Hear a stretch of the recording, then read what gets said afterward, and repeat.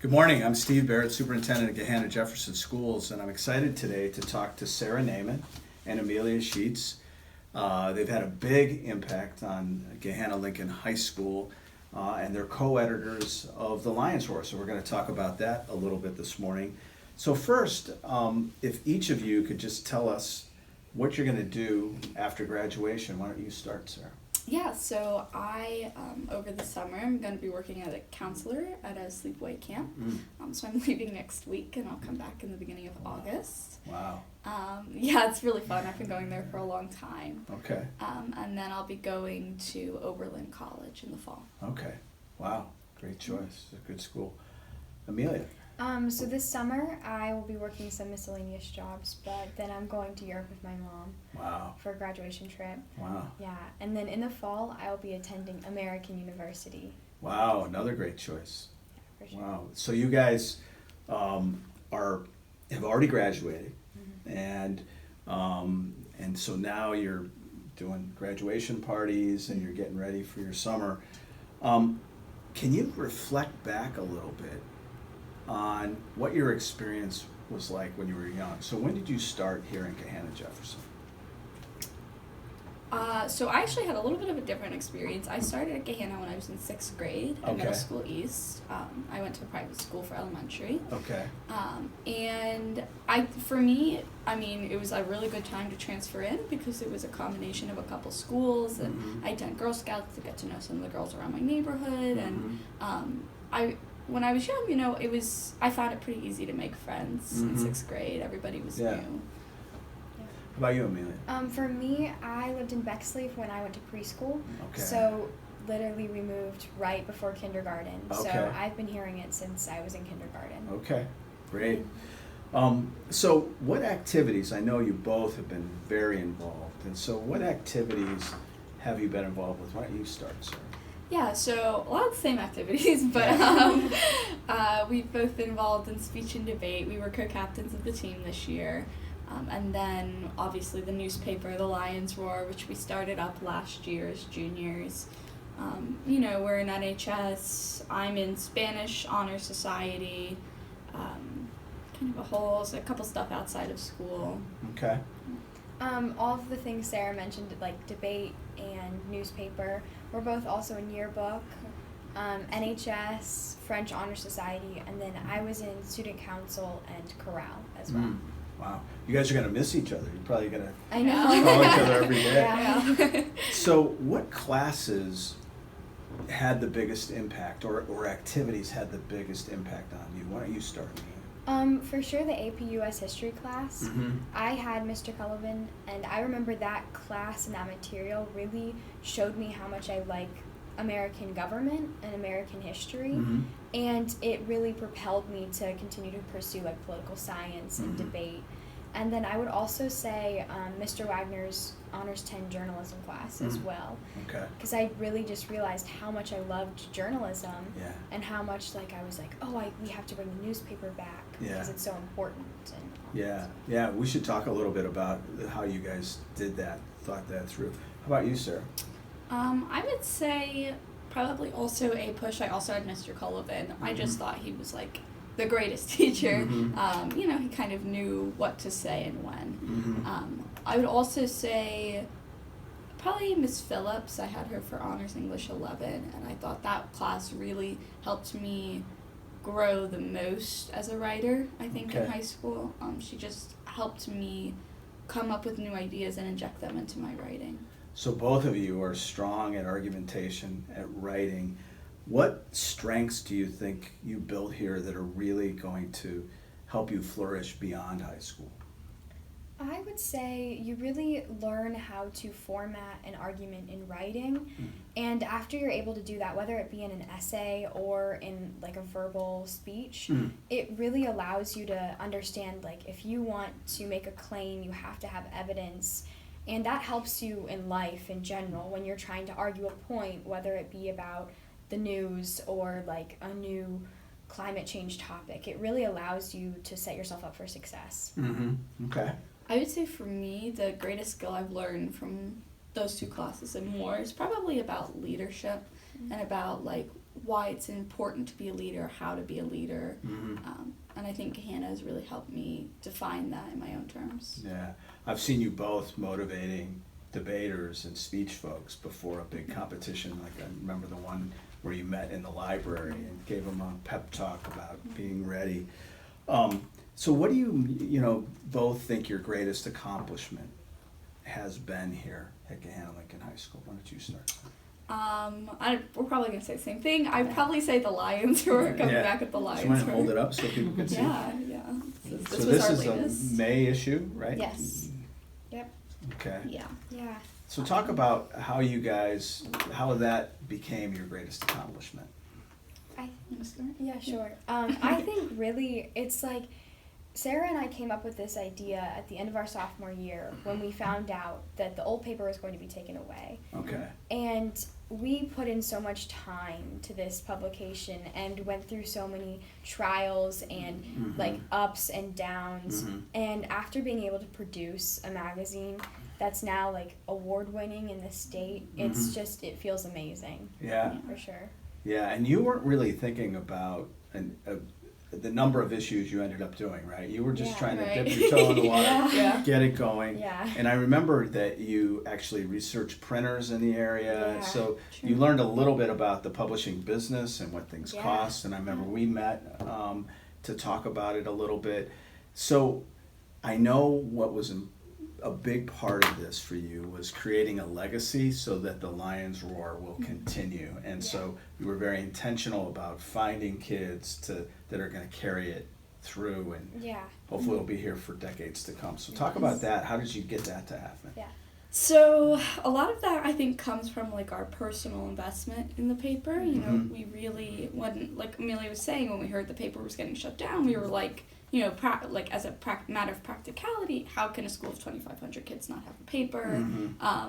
And, you know, more idealistically, you know, how in today's day and age, when journalism is at, you know, such a changing point, how could we not have our own paper? So we tried to find people who would share those same feelings, and so we actually, in this one, we wrote we always write a little editorial thing at the end, and we wrote it with the 2 people who will be taking over next year. So we've been training them on how to kind of put the paper together and do the website, and so we'll definitely be a resource next year, but it's pretty much up to them. And you know that they're going to be calling you, right? Right. On deadline. What did you do when this happened? And so that's great, and thank you so much, because this really adds to our school community. A lot of times in school, you write for an audience of one, right? A teacher, and you guys have learned to write for an audience of a very large community, and lots of folks read the Lions Roar, not just high school kids or teachers, but I've seen it in Panera, I've seen it in other places. And so how did you distribute it? How did you decide where to put it? Because you don't have that many copies, right? Yeah. So how did you decide that? So we knew that like we wanted the majority of the papers to be at the high school, but we wanted to be able to reach more people in the community, especially the middle schools too, because they would be coming to the high school. Right. So Sarah and I came up with giving them to the English teachers at the high school. Okay. And then placing, I think, like 20 copies in each middle school library. Okay. And then we looked around Gahanna to find which spots people would actually read them, like Upper Cup, who always sponsors us, and the library, and other places like that. Yeah, cool. That's great. And so, have you gotten feedback from kids or from teachers or people in the community? Yeah, I mean, I know. For me, I've gotten a lot of positive feedback, particularly, I'd say, from English teachers, but also just from random people around the community, and they're like, this is great, like, how did you guys do this? Yeah.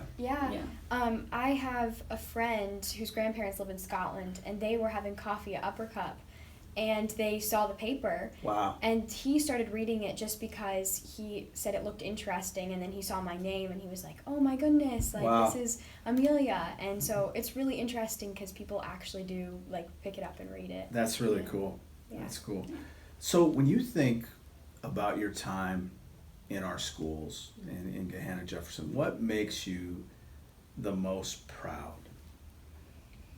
I would say along with the paper, obviously, probably just the way that I've learned, again, to be a leader and to build relationships. Speech and debate was also a really important part of our experience. We were both fortunate enough to go to the state tournament this year. And, the relationship that I was able to build with, like, my debate coach, it's definitely a transferable skill that I'll have in the future. For me, I think it's just looking around at the community, because when the community comes together, whether it's a time of sadness or rejoicing, it's amazing. And I feel so proud to be part of such a great community, because everyone is able to come together when it counts and support each other. And it's like, oh, you're from Gahanna, and suddenly we have stuff in common. And it's such a proud feeling. That's great. So in speech and debate, you guys won a big tournament, right? I mean, you beat some schools that have been debating longer than we have, right? So maybe talk about that a little bit. So I guess my biggest accomplishment, I actually placed 8th at the state tournament, and that was really exciting. And it's exciting because here, I would say speech and debate for me carries great weight, but maybe not so much around the school. But some of these schools, half of their kids are in speech and debate, and it's like a sport. It's like a huge thing. And so to be able to accomplish so much was really, really exciting and very gratifying. Yeah, for sure. I think the team being able to win districts this year was awesome, because the team this year, it was a lot of new kids. And so as captain, Sarah and I tried to really motivate kids, because the first few tournaments, when not many people place, it's hard for people to keep coming back or keep wanting to wake up at 5 in the morning. But after winning districts, it made everything worth it. And you could tell everyone was so excited and proud of one another. And we just really were able to come together as a team. It's still hard to want to wake up at 5 in the morning. It's so hard. And beyond, right? You're ready to argue. That's tough. So in a few months, you guys are gonna be at American U and Oberlin, but we'll have a crop of middle school kids coming to our high school. So each of our middle schools, all 3, have around 500 or 600 kids. And so they're used to a pretty small environment, and they're going to be coming into a massive building with 2,400 plus students. What advice do you have for them as they enter high school? I would say my biggest advice is to be kind, because I know you hear it a lot. But truly, if you're just kind to one another, and instead of seeing someone who's different from you and judging them or thinking that they're less than, if you're just kind, it'll get you so much farther throughout high school, because you'll be able to build more relationships. You won't cut yourself off from groups in the school, and then you can just meet so many more people and learn so much more, because you won't be surrounded with people just like yourself. So be approachable, take risks, meet people maybe that are different, and try to understand them instead of like judging them before you actually know what they're about. Exactly. Okay. Sarah? I would say, kind of contrary to some advice, don't worry so much about finding a niche. Let it come naturally. A lot of people say, oh, you just find your group and then it's fine. But I had 2 older siblings who graduated from Gahanna. One was an athlete and one was in theater, which are kind of built-in groups. And I personally didn't have either of those. And so just kind of letting it come naturally and not forcing yourself into I need to be an athlete so I can have this built-in group of friends. Finding it naturally is definitely the best way to go about it. Okay. What about the size of the high school? Maybe it was daunting for both of you. How did you overcome that? If you even needed to overcome it. Surrounding yourself with, or finding people you know in every class. Surrounding yourself with good friends. You can meet with lunch to have some kind of a center point in your day. So what I've talked to a lot of kids about, the high school is big, but when you meet people and you're part of groups, it becomes smaller and you become kind of connected. And both of you are involved in so many different activities, and some of the kids that you hang out with are involved in the same activities you're involved, but then there's different kids, and so you have a lot of relationships that you build. Do you think that's going to help you in the next level in college, in kind of joining in? How do you think that might help? I think for sure it'll help, because I think the lessons I've learned from how to make relationships or how to make connections with people, it will help me, especially going into college. I think we're both going to smaller schools. Mm-hmm. And so it'll be nice because even if we become very involved in college, we'll be able to still make connections and make the big school seem smaller, Mm-hmm. which is so important, and being Right. able to get to know people and learning what it means to be a good friend. Right. Yeah, I think learning how to make a big community small is definitely a really important skill to have, because otherwise you just allow yourself to kind of like flounder around, and there's no accountability. So if you can figure out a way to just kind of center yourself and find people in every Mhm. activity, I think in college that'll be, with the new challenges you're going to have academically and socially, Right. being able to make that big community small will be really important. Right. Okay. Is there anything else you would like to tell everyone about your experience here in Gahanna Jefferson? I think for me, just go for it. Take the risk. Mm-hmm. If you are nervous about joining a group, join it and see what happens. Mm-hmm. Because you won't have any consequences from trying something new. Mm-hmm. Or especially in theater and choir, I really recommend to just audition. Mm-hmm. And if you don't get in, try crew and audition again. But Mhm. never give up, because Gahanna is a community that will raise you up and help you grow Mm-hmm. if you take your chances. That's really cool. So you were in the musical, Yeah. and there was probably 300 kids, Yeah. from the crew to the pit and the orchestra to the Yeah. people on stage. It was a lot of kids involved. Oh, so yeah. so there's lots of different paths in theater. Yeah, for sure. Yeah. How about you, Sarah?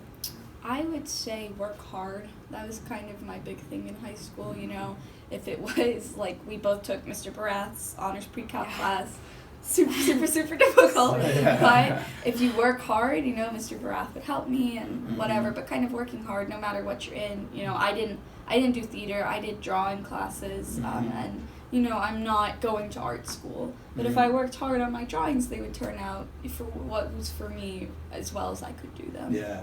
So academically, socially being involved. Yeah. Okay. Cool. Well, I would argue that Lincoln Douglas debate is a form of theater. That's right. Yeah. So you were pretty theatrical Yeah. when I saw you debate. Well, I just want to thank you for all you've contributed to our schools, to our high school. You've really left a mark. You've made an impact, and I know the Lions Roar. It's wasn't just important for you for your time here, but you want to see it continue, and you've really created a legacy. So I just want to thank you both so much. It's been wonderful to watch how you've developed and how you've grown as writers and as publishers, and the business end of things. It's amazing. So thank you very much. Thank you. Yeah. Thank you. Thank you.